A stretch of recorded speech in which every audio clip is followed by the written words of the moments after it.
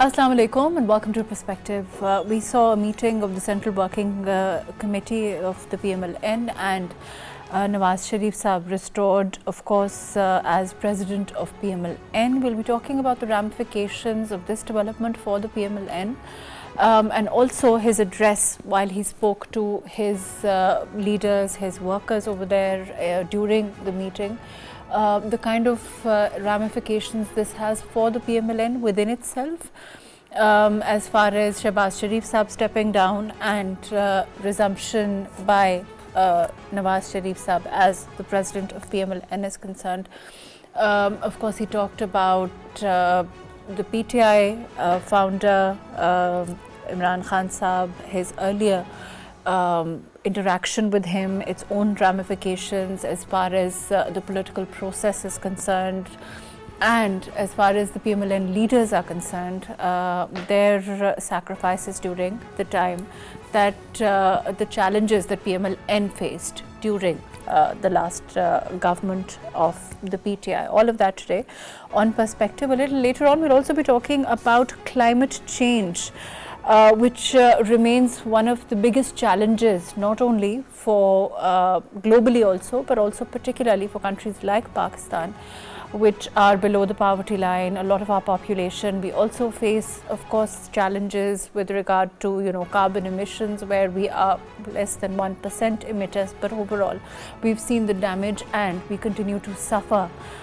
for the kind of climate damage that is coming our way. All of that today on Perspective. I have with me today Faraz Ali Khan, who is a political analyst. Thank you for joining us today. We also have with us Irfan Saduzai, who's a journalist. Thank you for being with us today. And Hassan Khan, who's a senior journalist. We'll also have other guests during the course of the program. Faraz, can you hear me? Mahrukh, thank you for inviting me. Thank you for joining us. Faraz, there is, let's start with what happened as far as this meeting of the PMLN is concerned, and of course the address by Nawaz Sharif Saab. How do you look at this development? Of course, PMLN continues, as far as Nawaz Sharif Saab is concerned, he continues to be the face of the PMLN, in the sense that, of course, his leadership is unquestionable for those, for the PMLN members. But how do you look at this development that happened today? Mahrukh, PMLN needed Nawaz Sharif to be in the presidential seat for the party, the driving seat, I would say. Apparently, Shehbaz Sharif had tried a lot in crisis, the time when the party needed him. But since things are good back to normal, and it's a good thing. But more interesting is the speech that he gave. I think later on in the program, we would definitely talk about that. That's a more interesting, one needs to read between the lines what Nawaz Sharif has said in all the speech. Let's read between the lines. How do you look at this speech? He talked about his interaction with Imran Khan Saab earlier on, the promises that the PTI leader reneged on. How, what is your overall, I presume that is what you're talking about. Yeah, exactly. See, Nawaz Sharif is very wise when he talks about things. And a leader of his stature, when he says something, you've seen he's been very quiet recently since his return. And he has made a very few public appearances where he has made a point. So with today's speech, there are a few takeaways. Nawaz Sharif has always, we already know that Nawaz Sharif has always been the reconciling figure in Pakistani politics. And he has always been stepping up to lend a hand to PTI, PPP, you name it, and he has been there to reconcile and move ahead. And with this speech, I think this is again, he is offering an olive branch to PTI that, see, we have already worked with you in previous years. We've worked with you in 2013. I went to your leader and I already had offered him a reconciliation back then. And I think this is one point that when he talks about PTI, he again is basically in between the lines. He's trying to give them an olive branch. This is the more interesting part of it. This is how I look at it. And then apart from this, another point is that he is again, the governing party is again complaining about the same power corridors and unconstitutional players which PTI is complaining about. Let's talk more about that. Let me come back to you. I'm going to introduce Dr. Abid Abbasi here in the studio. Thank you for joining us, Abid Sahab. We also, of course, have Irfan Saduzai with us. Irfan Sahab, before I go to Dr. Abid here, you heard what, I presume you heard what Faraz Sahab is saying.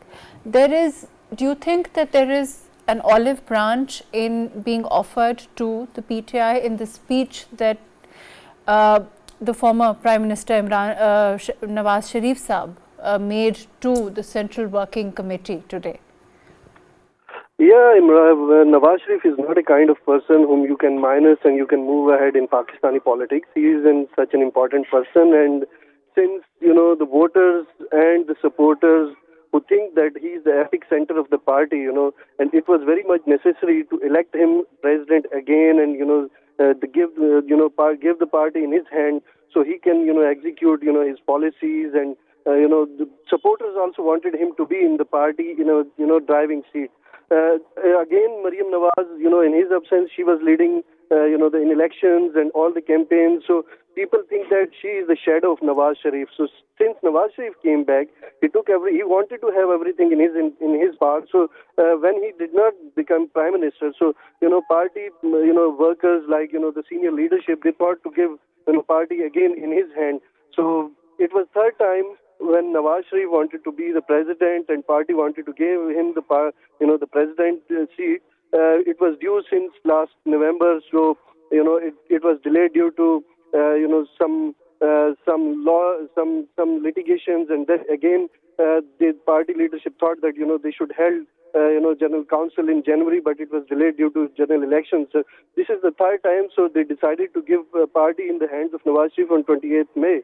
And it is very much necessary to give party in Nawaz Sharif's hands, because Nawaz Sharif is very much busy in managing day-to-day affairs of the states, and Maryam Nawaz, who also became chief minister, so she does not have the time to run party affairs. So Nawaz Sharif is the right person, and I think he has made the very right speech, and he has appealed his party workers, and also gave the good message to his opposite party like PTI. So even PTI workers, they are like. They are not much offended with Nawaz Sharif, because he is not leading the government now. So Nawaz Sharif, I think it is the right move of the party that, they should bring Nawaz Sharif in the driving seat so, he could engage with all political leaders like Maulana Fazlur Rahman. Let me come back to you on that note. I'm going to go to Abid Abbasi Sahab here. Abid Sahab, this resumption as president of PML N, you heard what Irfan Sahab is saying. Do you think it also has to do with the fact that, we even very much, the PML N, of course, is Pakistan Muslim League Nawaz Sharif. Do you think it's also, again, a way of saying that it is very much Nawaz Sharif Sahab's party? We've also seen, as far as, other programs in Punjab, they very much, Maryam Nawaz as Chief Minister Punjab, has, of course, stamped them as Nawaz Sharif's programs. Overall, as far as his voter base is concerned, as far as his popularity is concerned, it is a way of saying that it is his popularity, it is his party. In a way, again, would you agree with that? Thank you very much, Mahrukh. Yes, I agree totally with this notion that Nawaz Sharif, PML N, Nawaz, as you said in your question and in intro as well, that PML N, Nawaz means Nawaz Sharif. Nawaz Sharif is actually the crowd puller. He is actually the leader of the masses of PML N, and it was Nawaz Sharif who came in the politics in 1985, and then he brought his brother into politics and eventually his daughter into the politics. But the supporter of PML N, and by and large the people of Pakistan, because Nawaz Sharif is not merely a leader of a party, but he is the three-time elected Prime Minister of this country. And even today, the support which PML N has gathered in in the previous elections, that is actually the support of Mia Muhammad Nawaz Sharif led PML N, I would say. And I think this is very important, this is very crucial phase that Nawaz Sharif has returned back full-fledged full-fledged in the politics of the country after getting, out of all those cases which were made against him.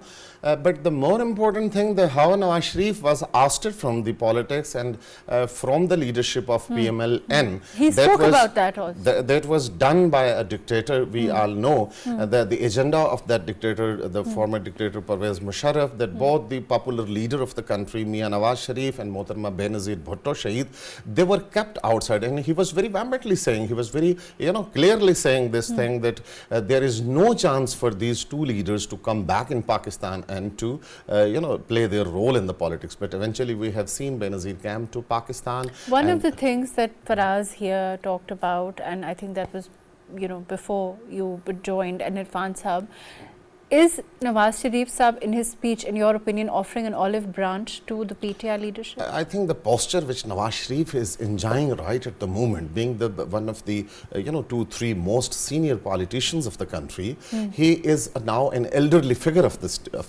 society and the politics of Pakistan.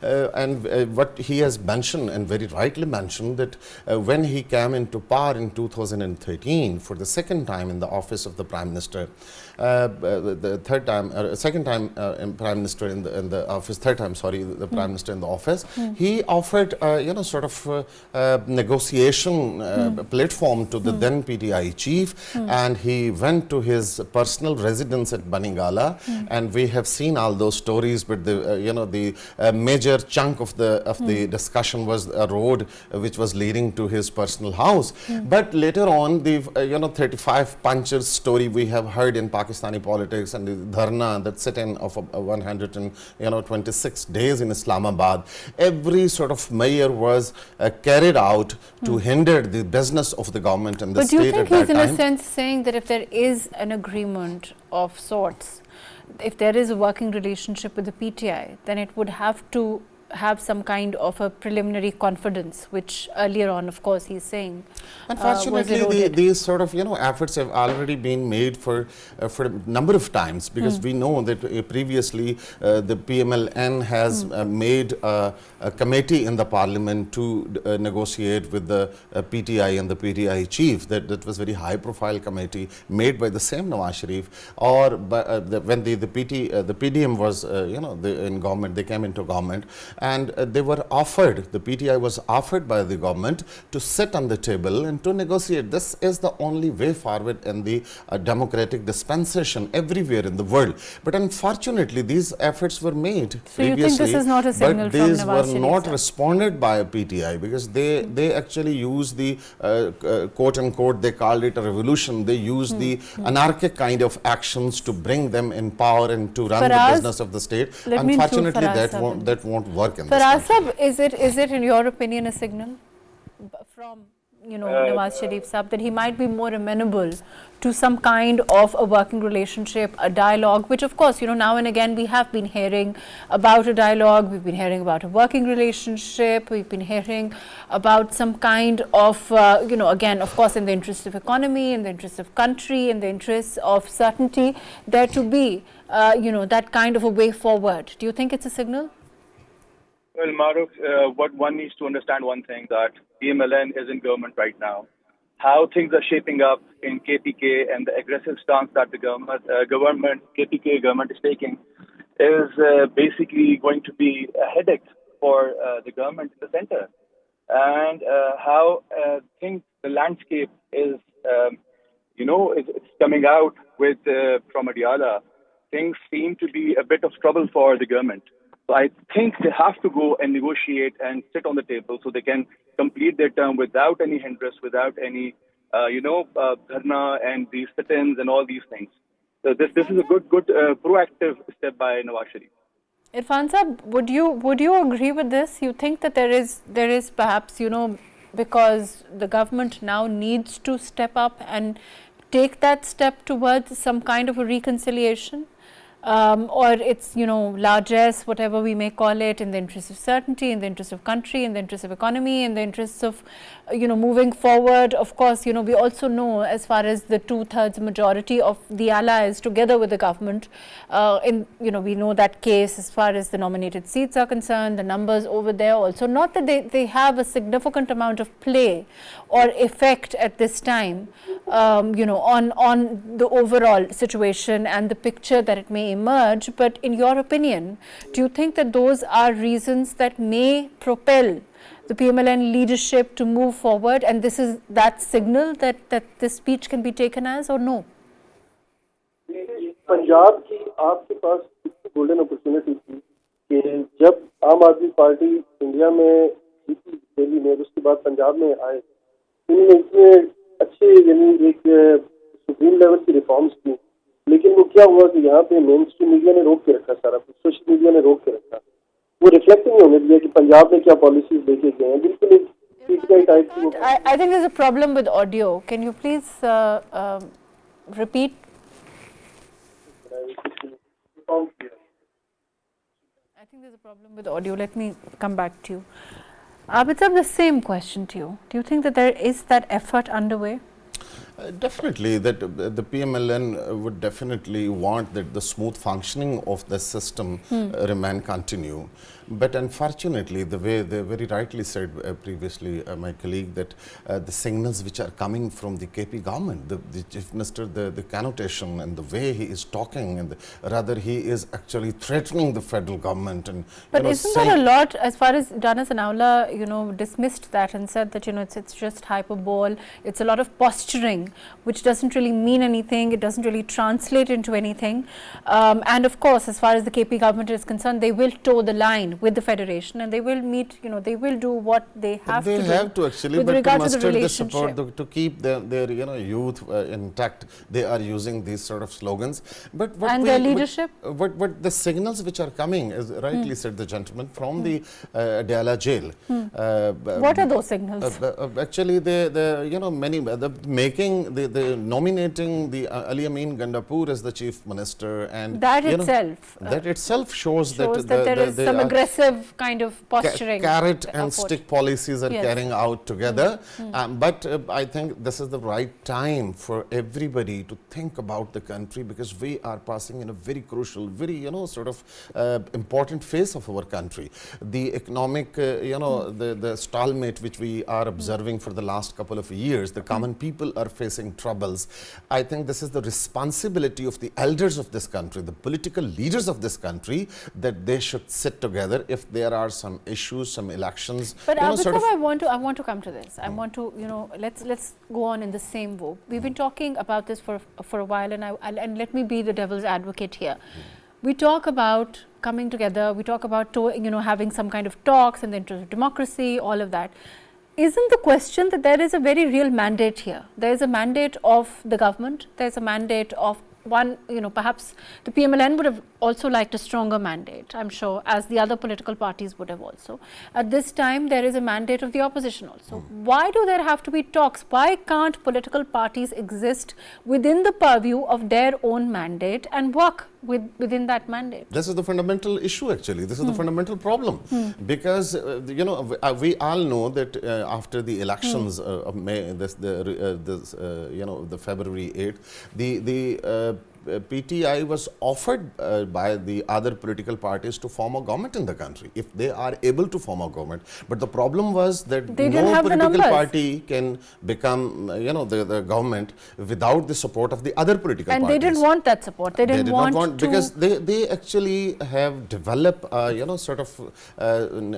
notion in the country that rest of the people, all people in the country are corrupt and sluggish, and they are incapable. That narrative that they are thieves, or they are looters and plunderers, and we will not sit with them. That is the narrative that PTI has been giving out.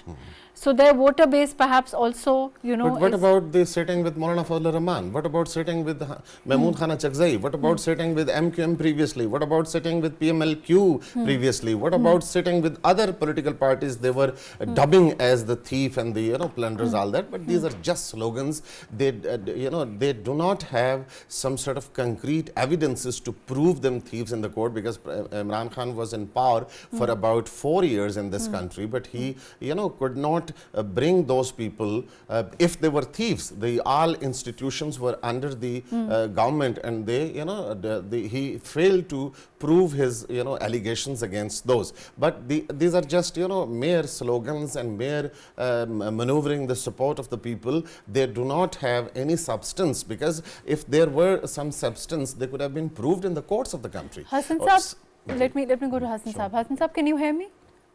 Yeah, I'm hearing. Hassan Saab, we're talking about this, as far as the speech of the PML N president again, Nawaz Sharif Saab, is concerned, and the fact that it may be a kind of softening, it may be a kind of an olive branch that may have been offered to the PTI, and there may be more amenity, or he may be more amenable to the kind of a working relationship with them. Would you agree with that? Yeah, I think at the moment, if we look at the political landscape of Pakistan, so Mia Mohammad Nawaz Sharif is the only leader. He has that, what you call it, international stature. And he is, I think, at the moment, he seems to be playing very cautiously. The reason is, as far as the opposition is concerned, particularly the Pakistan Tehreek-e-Insaf, as my friend has earlier stated, that they have this narcissist approach of calling themselves the only savior, the only those who are just have what you call baptized in the holy water, and they are not ready to lower down the temperature as far the political temperature is concerned, and the spree of accusations, calling, I think, the oppositions as incompetent, corrupt, etc. So they still continue with that narrative. As for if you look at the Mia Nawaz Sharif, it was almost his maiden speech to the party general council, where he, I think, adequately pointed out the past things, and now looking forward to the future. And the future is only lies in the dialogue and lowering down the political temperatures, and all the responsibility here lies on the political leadership. So I think quite, if you look at the Nawaz Sharif speech, he avoided to touch on the controversies, especially the current controversies. It means that he is leaving a space for a type of a political rapprochement, and definitely I think the PMLN is expecting the president Asif Ali Zardari to play certain roles if he can. So I think that's the only way out, because at the moment Pakistan is faced with the multifaceted challenges. If it is on the economic front, so we are facing huge economic problems at the moment. And if you look at the security front, at the moment, two of your provinces, Khyber Pakhtunkhwa and Balochistan, almost daily our forces, security forces, are being targeted, whether it's the police or whether it's the other law enforcement, other law enforcement agencies. So I think at the moment the major responsibility lies on our political leadership across the political divide, whether it is the PTI, People's Party, Pakistan Muslim League, the other. So at the moment, as I said earlier, Mia Mohammad Nawaz Sharif is the only leader who has the stature, who has the international... Fair enough. Let me go to Faraz. Faraz, you think there's going to be a change? There's as far as the leadership of PML N is concerned, of course, within the PML N, there is thought to be a PML N, of course, those that are close to Nawaz Sharif Saab, of course, the Prime Minister, Shahbaz Sharif Saab, also has his own people. Do you think there's going to be a significant, perhaps, there are some who believe that with this change will come perhaps a different kind of change within the PMLN, within the ranks of PMLN also? Well, Mahrukh, give me 2 minutes and I'll answer your question. Just let me give some history to it and connect it. The first question is, did Mia Nawaz Sharif wanted to come back to Pakistan? The answer is no. He was disappointed. He was disheartened, especially after Begum Kulthum Nawaz's death. He was very, very emotionally broken. Who convinced him? Mia Shahbaz Sharif, Maryam Nawaz, Hassan and Hussain Nawaz, and some people from the power corridors. Did he want to take part in the election? The answer is no. He did not want to take part in the election. People again went to him, convinced him. Did he want to become fourth time Prime Minister? No. People convinced him from the party. Does he want to become the president of Pakistan PML N? No, he does not. But people convinced him. Why? Because if we minus Nawaz Sharif from the political scenario of Pakistan and leave it open to one particular party, then the Pakistani politics, especially in Punjab, becomes one political party oriented only. This is a death to the society. There's only one party who will be leading it. So we need Nawaz Sharif to be there for, posing some kind of a contest to the party. Let's speak about it, PTI. PTI is going to sweep it if we don't have Nawaz Sharif. Shehbaz Sharif, Saab, Maryam Nawaz, they'll level best, but you need someone like a political figure who can actually pull the crowd and make people, give some competition to PTI. This is exactly why they need PML needed, or Pakistani politics needed Mia Nawaz Sharif there. Now the question, is there going to be a change in political party leadership? The answer is no. They've tried it. They've tried it multiple times. It's not helping them. Nawaz Sharif will continue.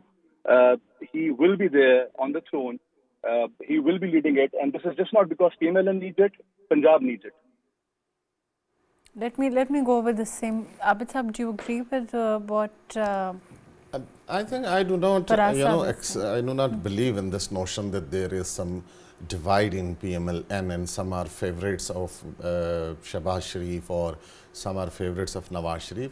PML N means Mia Mohammad Nawaz Sharif, and all the stalwarts of PML N knows that this is the support of Mia Mohammad Nawaz Sharif led political party that but is called the style of leadership, of course, can vary. You name it. There are a lot of people who were in the cabinet, of Mia Mohammad Nawaz Sharif. They are still in the cabinet of Mia Shehbaz Sharif, and Shehbaz Sharif is actually not in a position to get himself, away from Nawaz Sharif's policies. You think that the core committee of Nawaz Sharif Sahab is the same as that of Shehbaz Sharif? I think there is no big difference in that. Okay, I do not think that there is a big difference, because everybody, there are some people, because sometimes political parties plays the same sort of, I would say, game, that some people were pushed to take the lead as the hawks in the party, and some are doves. They get the atmosphere cool down,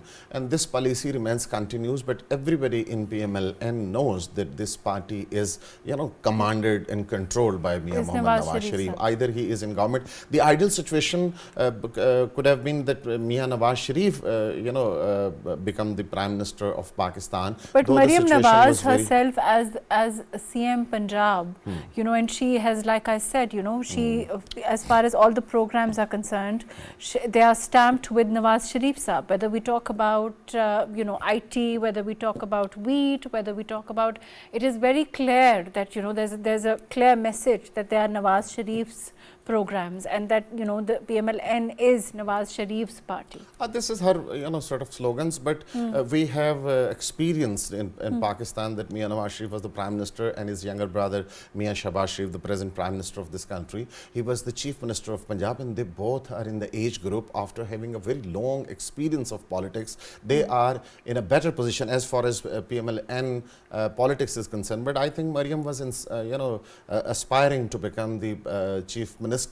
Perhaps for that reason, Mia Nawaz Sharif did not opt for the slot of the Prime Ministership, or the strength which PML N has achieved in the elections, what they have bagged in the elections. That was not very much favorable for Mia Nawaz Sharif to become the Prime Minister. And I agree with Faraz that Nawaz Sharif perhaps was some contended or some sort of disheartened after her wives, but this was PML N who convinced him that the party needs him, his leadership, and he was brought on. Obviously, the power corridors, I fully agree with Faraz that the establishment of this country and the high ups in this country, there are so many factors in Pakistani politics.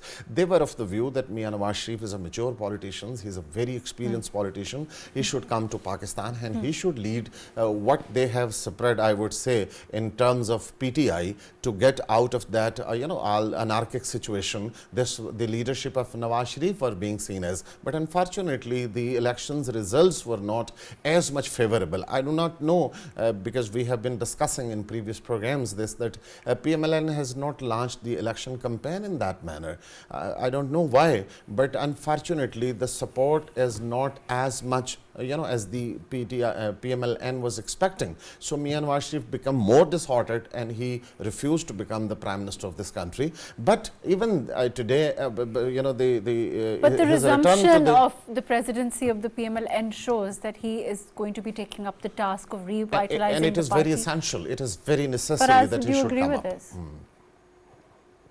Definitely. He wants, one thing should be clear, that PMLN was and is Nawaz Sharif's party. And secondly, if you say he wasn't the president of PMLN, still Nawaz Sharif was the person who was pulling the strings. He was calling the shots. If we just revisit our own statements here, the Shahbaz Sharif statement back when 2022, he was ready to dissolve the government, but Nawaz Sharif took the stand that we will go and we'll continue with the government, and so on and so forth. And there's so many decisions. So sitting back at presidential seat would definitely strengthen the PMLN. And I would disagree with my co-guest here, where when he says there's no difference. There's a difference in families. There is difference in friends. There are favorites and there are not so favorite even with your offspring. So this is a political party. Definitely there are favorites of Shahbaz Sharif Saab and there are favorites of Nawaz Sharif Saab as well. But this does not take Hassan's comments and then we'll move to the second segment. Hassan, individually also every person brings their own particular flair to any office, and that cannot be denied, even if there is no division at all between the two segments, so to speak, or the leadership overall. Look, Mahrukh, I think I'm looking at this this issue from a different angle. No doubt, at the moment, this is Nawaz Sharif who is calling the shots, and he is the supremo of Pakistan Muslim League. And most of the vote, he is the only person who is pulling, who can pull the vote.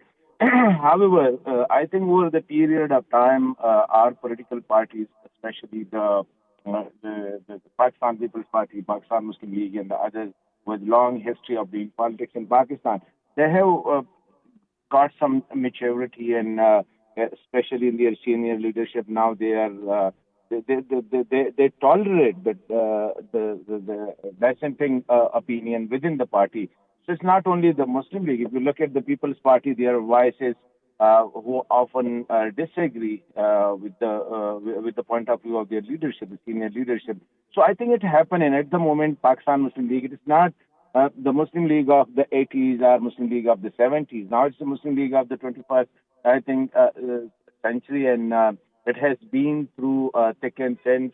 It has been through. I think it's not the party which whenever it was out of the government, so it's turned into groups, a number of groups. It's the only, and I think the credit goes to the leadership of Nawaz Sharif, who from the 80s onward, he kept the party intact, and you see Thank you so much for joining us today. Dr. Abid Abbasi Sahab, thank you for being with us on this very important issue. Faraz Ali Khan, thank you for joining us. I want to move on and talk about climate damage, climate change, and effects of which we are looking at. I have with me Jabber Malik, who's a journalist and also a senior reporter. Thank you for being with us.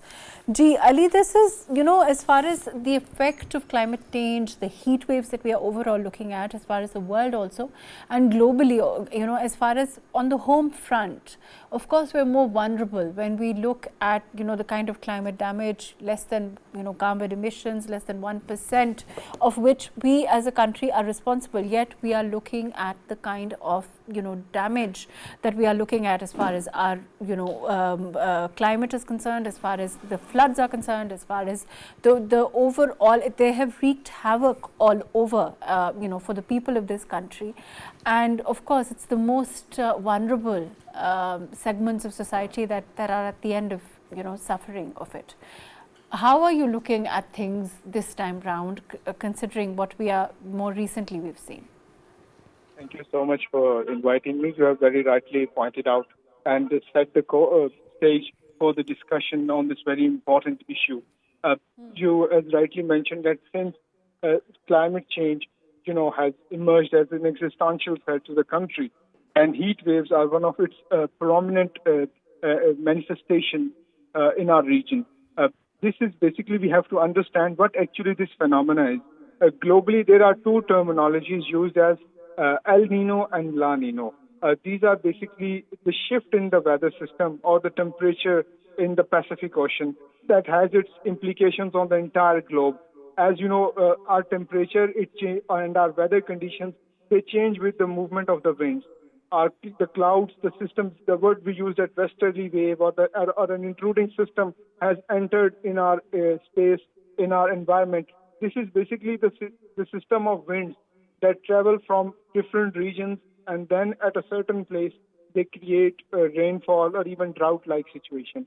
So when this earth from cold weather to warm weather, when this transition takes place, due to now globally, due to the greenhouse gas emissions reaching at a very alarming pace and this level, this transition has been disturbed. And in that outcome, we are facing these heat wave impacts. A few years back, it was in the U.S. You would have remembered that the United States witnessed the heat wave impacts, the worst of its history. Then it transferred from from the Americas to the Asian region to our South Asia region. Now in Pakistan, this heat wave is going at you can say an unprecedented pace.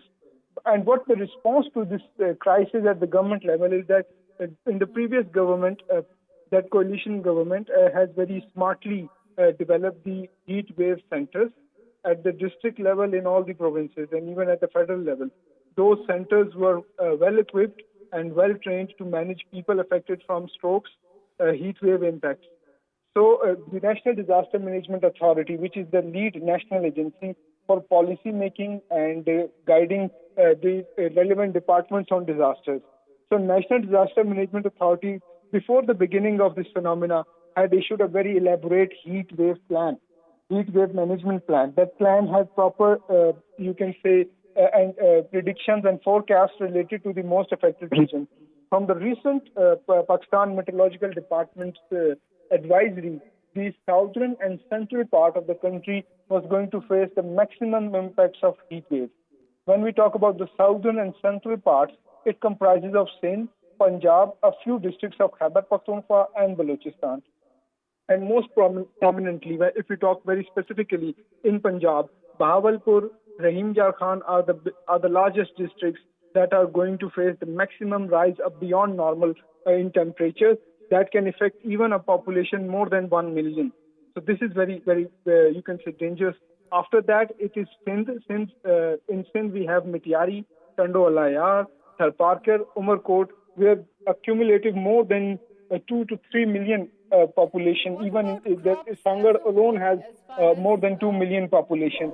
Ali, what about crops? Of course, this is when we talk about southern Punjab, when we talk about Sindh also, in terms of, of course, there's a large area is being cultivated in terms of the crops of the season and in terms of the extreme temperature. Those, there's likely to be effect there also. Do you see that to be, we saw what happened earlier on also. Do you think that the crops will largely be affected with this kind of weather change, or, it's to some extent anticipated? But what can these farmers and overall agriculturists do about it to sort of mitigate the damage? You very rightly pointed out. Last year, our mango crop produced was affected. More than 35% less crop yield was achieved. Why? This temperature rise would have been started in June, but since it has started a month earlier than the expected period, so this will affect the mango crops. Then, along with mango, other crops sowing after wheat cultivation, we move for maize and groundnuts and other crops. When this temperature rise will occur, it will affect the budding phase of the fruits that are going to ripe. So over-ripening of the fruits and there's their budding disturbance in the cycle of their budding, this will create again a decline in crop yield. And while keeping in view the previous scenarios, if this trend continues, then this will again another crisis in terms of food security, when there we are facing a very visible decline in our per year crop yields. As far as overall sustainable solutions are concerned, we saw the Prime Minister's commitment, the efforts to enhance environmental, sustainability and strengthen resilience overall to this kind of climate damage. Do you think that, this attempt has been successful to some extent? Because of course, we've taken it up internationally also as far as climate damage is concerned, as far as the, suffering from it is concerned. Do you think we are in a better position perhaps today than we were maybe a year, 2 years ago? With due respect, there is no on and off button in terms of climate sustainability. It takes years to adapt to it. When you talk about climate smart agriculture, it not only involves good practices or most advanced technology, it also involves most modern and advanced line speeds that are being sown, that are climate resilient, heat resilient, or that can even withstand high hailstorms or even heavy rainfalls. So in terms of Pakistan, yes, we have a climate smart agriculture project funded by the United Nations Food and Agriculture Organization. It is in the pilot phase and has been implemented more than over 24 of districts in various parts of Punjab and Sindh. Where on trial basis, there have been different interventions being done on ground, but still those interventions are not sufficient. So we can say that we would be in a better position this year or not, because it still demands more capital, more research and development in this area. As far as the commitment of the government is concerned, since the Prime Minister is very much serious and keen to address climate change as an existential threat, you have seen that he has recently notified the Climate Change Authority, which was pending since past 7 years. So this authority would have all provinces on board, and they will unanimously take on the crisis of climate change and other issues that will help to develop synergies while engaging with farmers, even with industries. And now in this scenario, not only farmers, we need to educate our industrialists, we need to educate our common man to play their role in protecting our not only crops with regard to this.